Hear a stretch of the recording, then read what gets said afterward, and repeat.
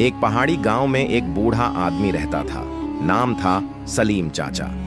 उम्र 80 पार कर चुकी थी, लेकिन उसके चेहरे पर एक सुकून था, एक नूर था जो उसकी ईमानदारी और सादा जिंदगी की गवाही देता था। उसका घर एक छोटी सी मिट्टी और टीन की झोपड़ी थी जो गांव के बिल्कुल किनारे पर बनी थी। झोपड़ी के पास ही एक छोटा सा बाग था जहां वो रोज सुबह पानी देता, सूखी डालियों को सहलाता और पुराने फूलों से बातें करता। घर के अंदर जमीन पर बिछी हुई चटाई, एक पुराना लकड़ी का संदूक, दीवार पर टंगी कुछ पुरानी तस्वीरें, ये सब मिलकर उसकी तन्हा जिंदगी का सामान थे। तस्वीरों में एक उसकी मरहूम बीवी जैनब की थी और दूसरी में उसका जवान बेटा इमरान, जो 5 साल पहले शहर की नौकरी पर गया था और फिर कभी लौटा नहीं। न कोई चिट्ठी, न कोई खबर। हर शुक्रवार को सलीम चाचा मस्जिद में जाकर बेटे की सलामती की दुआ करता और वापस लौटकर उसी पुराने संदूक को खोलकर उसके कपड़े, खिलौने और यादें निहारता। वो अब भी मानता था कि एक दिन इमरान लौटेगा।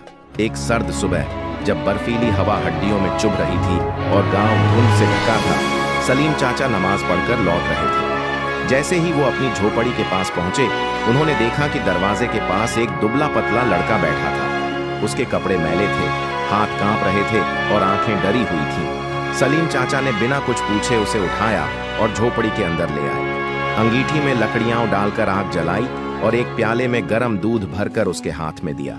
लड़का कांपती आवाज में बोला, मेरा नाम फैयाज है, मैं घर से भाग आया हूं। मेरे अब्बू बहुत मारते थे।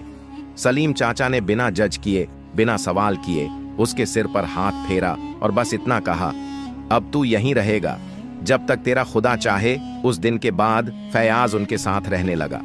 सुबह नमाज के बाद दोनों बाग में काम करते, दोपहर को मिलकर खाना बनाते और शाम को अंगीठी के पास बैठकर कहानियां सुनते। फैयाज की आंखों में अब डर की जगह सुकून दिखाई देने लगा था और सलीम चाचा की तन्हा जिंदगी में फिर से रौनक लौट आई थी। लेकिन सलीम चाचा नहीं जानते थे कि फैयाज कोई मामूली बच्चा नहीं था। वो एक बड़ा राज अपने सीने में छुपाए बैठा था और उस राज का सीधा रिश्ता था सलीम चाचा के उस पुराने लकड़ी के संदूक से, जिसे उन्होंने कभी किसी को छूने नहीं दिया था। सलीम चाचा की झोपड़ी में अब तन्हाई नहीं थी। फैयाज के आने से जिंदगी में फिर से हरकत आ गई थी। सलीम चाचा को अब हर सुबह उठने का एक नया मकसद मिल गया था। दोनों सुबह नमाज पढ़ते, बागवानी करते, फिर लकड़ी बीनने जंगल जाते और शाम होते ही लौटकर अंगीठी के पास बैठते। लेकिन इन सब के बीच सलीम चाचा ने एक बात महसूस की। फैयाज की नजरें अक्सर उस पुराने लकड़ी के संदूक की तरफ टिक जाती थीं। जब भी चाचा उसे देख लेते, वो नजरें फेर लेता। एक दिन जब सलीम चाचा बाहर बाग में काम कर रहे थे, उन्होंने झोपड़ी से धीमी आवाज सुनी। वो दबे पांव अंदर पहुंचे तो देखा कि फैयाज संदूक के पास बैठा था और उसे छूने की कोशिश कर रहा था। लेकिन उसने संदूक खोला नहीं था। सलीम चाचा ने कुछ नहीं कहा, बस मुस्कुराए और बोले, बेटा, इसमें मेरे पुराने दिन बंद हैं, जो अब किसी काम के नहीं। फैयाज झेंप गया। उसने सिर झुकाकर कहा, माफ करना चाचा, मैं बस यूं ही देख रहा था। उस रात जब दोनों खाना खाकर सोने जा रहे थे, सलीम चाचा ने अचानक पूछा, बेटा, तू कहां से आया है? तेरा गांव कहां है? फैयाज कुछ देर चुप रहा, फिर धीमे स्वर में बोला, मैं पास के कस्बे से आया हूं। मेरी अम्मी बहुत बीमार थीं। अब्बू हर वक्त गुस्सा करते थे। एक रात मैं डरकर भाग निकला। सलीम चाचा उसकी बात सुनते रहे, लेकिन वो समझ रहे थे कि यह पूरी सच्चाई नहीं है। फैयाज की आंखों में कुछ ऐसा था जो कहानियों से कहीं गहरा था। अगली सुबह जब सलीम चाचा नमाज के लिए गए, तो फैयाज ने एक बार फिर उस संदूक को ध्यान से देखा। वह धीरे से उसके पास गया और पहली बार उसके ऊपर उंगली से जमा धूल को साफ किया। जैसे ही उसने हल्का सा ढक्कन हिलाया, अंदर से एक हल्की सी खनक की आवाज आई। उसने तुरंत हाथ पीछे खींच लिया। लेकिन अब वो जान चुका था कि उस संदूक में सिर्फ कपड़े और यादें नहीं थी, शायद कुछ और भी था, कुछ जो चाचा ने अब तक दुनिया से छुपा कर रखा था। उसी दिन शाम को गांव में 2 अनजान लोग दिखाई दिए, एक लंबा सा आदमी और एक हट्टा कट्टा नौजवान। वो लोगों से किसी बच्चे के बारे में पूछ रहे थे। फैयाज ने दूर से उन्हें देखा और कांप गया। वो वही थे जिनसे वो भागा था, या शायद कुछ और। अब सलीम चाचा की झोपड़ी में सिर्फ फैयाज का राज नहीं था, बल्कि एक साया भी आ गया था, और उस संदूक की खनक ने अब जिंदगी की नई परतें खोलनी शुरू कर दी थीं। सर्द हवाओं के साथ शाम उतर रही थी। आसमान में परिंदे लौट रहे थे और गांव की गलियों में धुंध धीरे धीरे फैल रही थी। सलीम चाचा अपने बाग में सूखी लकड़ियां जमा कर रहे थे, जबकि फैयाज झोपड़ी के अंदर चुपचाप बैठा था। पर आज उसका चेहरा उतरा हुआ था, आंखें चौकन्नी थीं और दिल किसी अनदेखे डर से कांप रहा था। झोपड़ी की खिड़की से उसने दो अजनबी लोगों को गांव के मोड़ पर खड़े देखा। एक लंबा आदमी था जिसकी आंखें लगातार इधर उधर कुछ तलाश रही थीं, और दूसरा हट्टा कट्टा नौजवान जो गांव के लड़कों से कुछ पूछ रहा था। फैयाज उन्हें पहचान गया था। वही थे जो कई रातों से उसके पीछे थे। उसका शरीर एक बार फिर डर से सिहर उठा। वो झोपड़ी के कोने में बैठ गया और कांपती सांसों के साथ दुआ मांगने लगा। उसी वक्त सलीम चाचा वापस आए और देखा कि फैयाज अजीब तरह से घबराया हुआ है। उन्होंने पास जाकर पूछा, क्या हुआ बेटा, तबीयत तो ठीक है? फैयाज ने सिर हिलाकर हाँ कहा, लेकिन सलीम चाचा की निगाहें कुछ और पड़ रही थीं। उन्होंने धीमे स्वर में कहा, अगर कुछ बात है तो बता दे। कभी कभी राज छुपाना इंसान को और तोड़ देता है। कुछ देर की चुप्पी के बाद फैयाज की आंखों से आंसू बहने लगे। उसने धीरे से कहा, चाचा, वो लोग मुझे ढूंढ रहे हैं। मैं एक ऐसी चीज लेकर भागा हूं जो मेरी नहीं थी, लेकिन मैं मजबूर था। सलीम चाचा ने चौंक कर उसकी ओर देखा, लेकिन कुछ नहीं कहा। उन्होंने बस उसका हाथ थामा और धीरे से कहा, कोई बात नहीं बेटा, अगर तेरी नीयत साफ है तो खुदा तुझे माफ करेगा, लेकिन अब तुझे सच कहना होगा। क्या लेकर भागा है तू? फैयाज चुप रहा। फिर उसने अपने गले से एक पुराना चमड़े का छोटा सा थैला निकाला। इसमें कुछ पुराने कागजात हैं और एक खत जो मेरे दादा के नाम लिखा गया था। मैं जानता नहीं क्या है इसमें, लेकिन अब्बू कहते थे कि ये हमारा हक है। किसी खजाने से जुड़ा हुआ। सलीम चाचा ने थैला लिया और जैसे ही उन्होंने वो खत खोला, उनकी आंखें फैल गईं। उस खत पर लिखा था, मौलवी सलीम अहमद के पास जो संदूक है, उसी में वो दस्तावेज हैं जिनसे हमारे पुरखों की जमीन का असली वारिस साबित होता है। यह अमानत अब उनके पास है। सलीम चाचा कांप गए। यह खत उनके नाम था। फैयाज की कहानी अब उनके अतीत से जुड़ने लगी थी। इसी पल किसी ने दरवाजा खटखटाया। बाहर वहीं दो लोग खड़े थे। दरवाजे पर लगातार दस्तक हो रही थी। फैयाज का दिल जोर जोर से धड़कने लगा। वो कोने में सिकुड़कर बैठ गया, जैसे किसी भूचाल से बचने की कोशिश कर रहा हो। सलीम चाचा ने उसकी ओर देखा, फिर गहरी सांस ली और दरवाजा खोला। बाहर वहीं दो अजनबी खड़े थे। लंबा आदमी जो शायद उम्र में सलीम चाचा के आसपास रहा होगा, और दूसरा एक नौजवान जिसकी आंखों में गुस्सा और जल्दी का मिला जुला भाव था। सलाम चचा, लंबे आदमी ने कहा, हम लोग पास वाले कस्बे से आए हैं। एक बच्चा है फैयाज, क्या वो आपके यहां तो नहीं है? सलीम चाचा ने बिना हड़बड़ाए जवाब दिया, कोई बच्चा तो है यहां, पर क्यों पूछ रहे हो? नौजवान ने जल्दी से बात काटी, वो हमारा लड़का है, भाग गया है घर से, और कुछ जरूरी चीजें लेकर। सलीम चाचा ने उन्हें अंदर आने का इशारा किया। अंदर आइए, ठंड बहुत है, पहले बात समझ लेते हैं। दोनों अंदर आए। फैयाज अब भी चुपचाप कोने में बैठा था, लेकिन सलीम चाचा ने हाथ से इशारा किया, बेटा, अब वक्त है कि तुम खुद अपनी बात कहो। फैयाज धीरे धीरे खड़ा हुआ। उसके होंठ कांप रहे थे। ये मेरे ताया हैं। उसने उंगली से लंबे आदमी की तरफ इशारा किया, और ये उनके बेटे, मेरे चचेरे भाई। इन्होंने ही अब्बू को धोखा दिया। दादी के मरने के बाद हमारे दस्तावेज और जमीन हड़प ली। मैं बस वो कागज लेकर भागा जो अब्बू ने आखिरी वक्त में मुझे दिए थे। लंबे आदमी की आंखें तमतमा गईं। झूठ बोल रहा है, कागजात चोरी किए हैं इसने, सजा मिलनी चाहिए इसे। सलीम चाचा ने गंभीरता से कहा, अगर वो कागज चोरी हैं तो मैं उन्हें देख सकता हूं। उन्होंने वो थैला खोला और दस्तावेज निकाले। फिर उन्होंने अपने संदूक की ओर देखा और पहली बार उसमें रखा एक पुराना बंडल निकाला। उसमें पुराने राजस्व रजिस्टर, एक जमीन की चिट्ठी और एक मुहरबंद कागज थे। दोनों दस्तावेजों को जब उन्होंने मिलाया तो आंखें फैल गईं। नाम, तारीखें, जमीन का नक्शा, सब एक दूसरे से मेल खा रहे थे। सलीम चाचा ने ताया की तरफ देखा और बोले, तुमने उस बच्चे को झूठा कहा, लेकिन सच तो मेरे संदूक में बंद था। और अब जब यह दस्तावेज मेरे सामने हैं तो मैं गवाही दूंगा कि ये जमीन तुम्हारी नहीं, फैयाज के वालिद की थी। नौजवान गुस्से से कांपने लगा, लेकिन ताया ने उसका हाथ थामा और नीचे देखता हुआ बोला, हमें माफ कर दो। फैयाज की आंखों से आंसू बहने लगे। सलीम चाचा ने उसके सिर पर हाथ फेरा और कहा, बेटा, सच्चाई जब अपने वक्त पर सामने आती है तो इंसाफ खुद चलकर आता है। लेकिन अभी तो ये कहानी की पहली परत थी, क्योंकि संदूक में और भी बहुत कुछ था, ऐसा कुछ जो सलीम चाचा ने आज तक खुद भी कभी पूरी तरह नहीं खोला था। उस रात झोपड़ी में सन्नाटा था, लेकिन उस सन्नाटे के नीचे बहुत कुछ हिल रहा था। फैयाज चुपचाप सलीम चाचा के पास बैठा था। ताया और उनका बेटा लौट चुके थे, हार और शर्म के साथ। बाहर ठंडी हवा में चांद की रोशनी झोपड़ी की दीवारों पर गिर रही थी और अंदर एक नया रिश्ता बन रहा था, भरोसे और हक का रिश्ता। सलीम चाचा ने धीरे से अपना पुराना संदूक खोला। लकड़ी की वह संदूकियां जो समय की मार से थोड़ी टेढ़ी हो चुकी थी, लेकिन उसकी सिलवटों में जमाने भर की यादें कैद थीं। बेटा, उन्होंने कहा, इस संदूक में सिर्फ कागज नहीं है, इसमें वो सब कुछ है जो मैं नहीं कह पाया, और शायद अब वक्त है कि मैं खुद भी इसे अच्छे से देखूं। फैयाज पास आ गया। सलीम चाचा ने धीरे धीरे एक एक चीज बाहर निकाली। सबसे पहले एक पुराना दस्तार जो उनके वालिद ने उन्हें हज पर जाते वक्त दिया था। फिर कुछ पुराने सिक्के विलायत के जमाने के, जो उन्होंने कभी किसी से लिए नहीं थे, लेकिन रखे जरूर थे। फिर एक पुरानी डायरी निकली, चमड़े के कवर वाली, जिस पर स्याही से लिखा था इमरान की बातें, वालिद के नाम। यह देखकर सलीम चाचा की आंखें भर आईं। ये उनके बेटे इमरान की डायरी थी, जो कई साल पहले घर छोड़कर चला गया था। उन्होंने कांपते हाथों से पहला पन्ना खोला।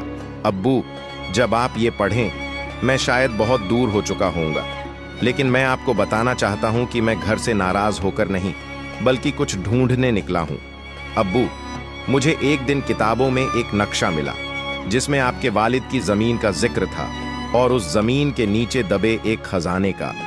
सलीम चाचा की सांस थम गई। उन्होंने फौरन संदूक के नीचे की तह उधेड़नी शुरू की। वहां एक और चिट्ठी रखी थी, पीले कागज पर, जो वक्त की धूप में लगभग मिट चुकी थी, लेकिन उस पर नक्शा साफ दिखाई दे रहा था।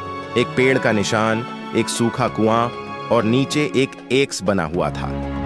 फैयाज ने आश्चर्य से पूछा, ये क्या है चाचा? सलीम चाचा मुस्कुराए। उनकी आंखों में आंसू और रोशनी दोनों थी। बेटा, ये नक्शा मेरे बेटे इमरान का है। वो शायद उसी खजाने की तलाश में गया था, और शायद अब वक्त आ गया है कि हम दोनों मिलकर वो तलाश पूरी करें। बाहर रात गहराने लगी थी, लेकिन अब सलीम चाचा की झोपड़ी में एक उजाला था, उम्मीद का, प्यार का और बीते वक्त से मिलने वाली रहस्यमय दौलत का।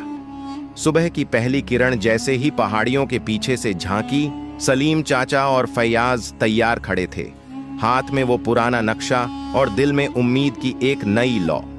नक्शे में दिखाए गए निशान उन्हें गांव के उत्तर दिशा की तरफ, जंगल के बीच स्थित एक पुराने सूखे कुएं तक ले जाते थे।